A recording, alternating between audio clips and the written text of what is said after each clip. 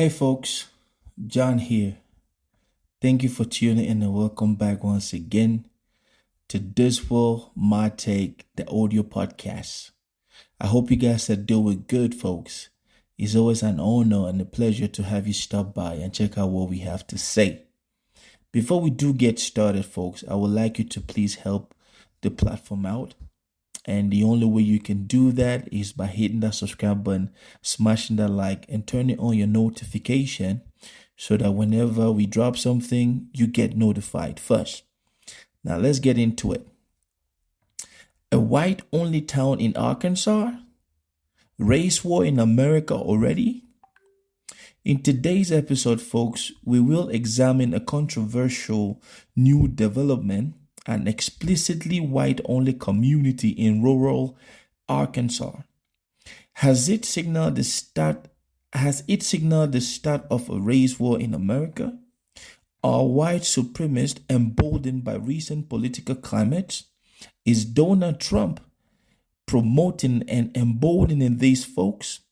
And how does this compare to the historical destruction of black communities such as Tulsa's Greenwood?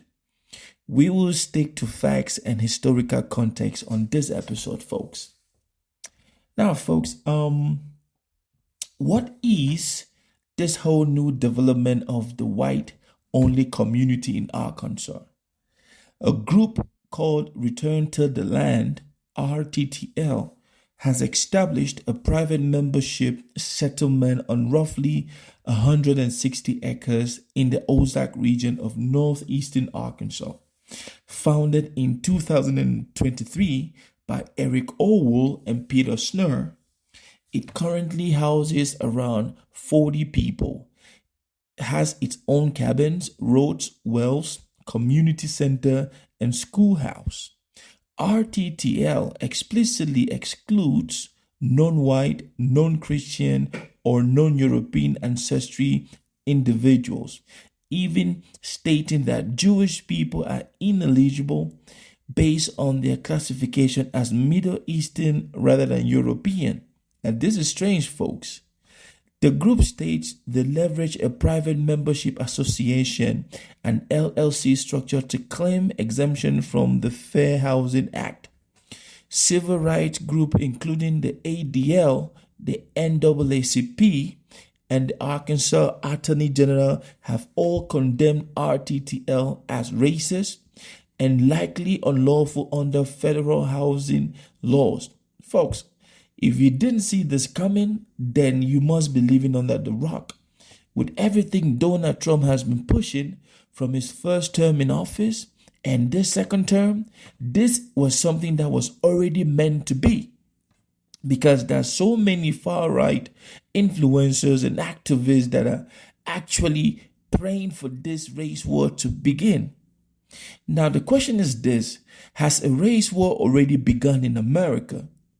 The notion of a race war has surfaced in some commentary. However, so far, the evidence indicates that this is an ideological and organized movement rather than sustained violent conflict or widespread uprising. However, folks, the rhetoric is stark. RTTL leaders have openly framed it as a fortress for the white race, evoking language of separatism and ethno-nationalism. Public chat logs include Nazi references like 1488, signaling white supremacist ideology.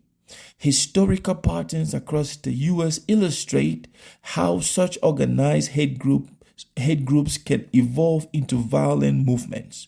But as of today, folks, a race war in terms of widespread organized violence has not yet occurred. But this is disturbing if you ask me, because to be honest, we saw this back in the day when blacks came up with something similar, but the federal government they just burned the whole thing to the ground. Now, the question is this: are white supremacists emboldened by Donald Trump and his rhetorics and politics? Some of observers argue that political climate under the Donald Trump administration legitimized white supremacist groups. Critics point to rhetorics emphasizing law and order, opposition to renaming Confederate memorials and publicized rallies that amplified racial division. Now, this is scary, but this is what America is becoming to. For example, folks, Trump's rally in Tulsa, site of the 1921 Tulsa Race Massacre, coincided with heightened attention to racial trauma in that city and fears among survivors that modern leadership was dismissive of black suffering. We all know that they have always been dismissive of minority sufferings in this country. But while direct accusation is complex to prove, researchers know that white extremist organizers publicly credited the political environment during the 2016 and 2020 for emboldening rhetoric and recruitment. And guess who was in office during that period? Yes, Mr. Donald J. Trump was in office that time. And this man, we also with the J6 situation, actually is the worst thing that ever happened to American presidency. Why is this considered acceptable for a white-only community, yet near impossible for a black-only community? You see the Tulsa contrast, folks? When blacks tried to do it decades ago, they were burned to the ground. Historically, black communities such as Tulsa Greenwood, known as Black Wall Street, were thriving enclaves of black-owned businesses, homes, schools, and institutions. In May to June 1921, a white mob destroyed over 25 square city blocks, killed an estimated 75 to 300 black residents, injured 100, and left 6,000 people homeless in a military-style assault involving city authorities. Now think about the contrast. We've not seen any people go into that place to bring it down. We've not seen even the government react to that. Heck, even the state has not even tried to stop these folks. Why was a black-only community attacked while a white-only community today is tolerated, even legally pursued? The answer lies in systemic racial power, folks. I would say this. Greenwood's prosperity threatened white supremacy's economic and political dominance. Its destruction was intended to suppress black success. I agree to that.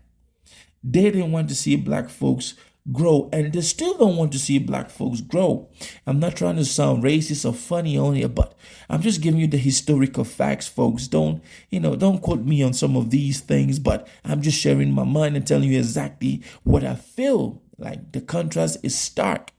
Today, privilege allows organized exclusion for white separatists to persist under the guise of voluntary association. If blacks did the same thing, folks, if black communities seeking similar autonomy have historically been crushed, they face violence, suppression, legal obstacle, and systemic repression. Whereas we have groups like the RTTL doing what they're doing out there in Arkansas. Is crazy. Now, what is the legal and historical plus the social implications of this? Legal landscape, though, the RTTL claims use of a private membership model may circumvent fair housing laws, but civil rights advocates say such structures are likely illegal under the Fair Housing Act of 1968 and state-level statutes pending investigation by the Arkansas Authority. Yes, when it comes to white folks, they always, play all this legal gymnastics so that they can delay and slow and so on. But when it is the white folks, they just come in with immediate effect. Historical continuity, white supremacist ideology has endured through decades of segregation, sundown towns, lynching, massacres. Paragould, Arkansas, the nearest municipality in Arkansas was once a sundown town where black residents were expelled under threat of violence early in the 20th century. Folks, these are all facts. You can check that. I am not making these things up. Now, what is the social danger of all these situations, this white-only community in Arkansas? Now, experts warn that such settlements normalize ethno-nationalism. Now, if they can do it, I do believe that black folks should be allowed to do it. The ADL and other civil rights groups emphasize that these ideological enclaves often serve as incubators for hate-based extremism. We have seen that, ladies and gentlemen. We have seen this Proud Boy situation. We have seen, this type of place is just going to attract some of these far-right influencers who now with social media and making money from streaming and the channel and so on and so forth, they can be part of this thing and they claim that it's membership. Whereas they will be trying to build and incubate that hate nonsense that they always do. Now, folks, I will end this vlog by saying this. In a nutshell, folks, a white-only community in Arkansas today reflects organized ethno-nationalist separatism backed by ideological fervor, not yet open violence, but there is no nationwide race war. But the movement reverberates with the same supremacist rhetoric that once fueled deadly attacks on black communities such as Tulsa. Historically speaking, folks, black autonomy was violently suppressed, whereas white separatism is tolerated, revealing enduring disparities in power and legal enforcement. It's crazy, folks. You have to be careful. Now, thank you for listening to This World, My Take, the audio podcast. Now, my goal is to examine underlying dynamics thoroughly and factually without telling you lies. So please think about subscribing for more deep dive analysis on race, power, history, and society. Folks, this world is complicated and we will keep talking about it. Stay blessed.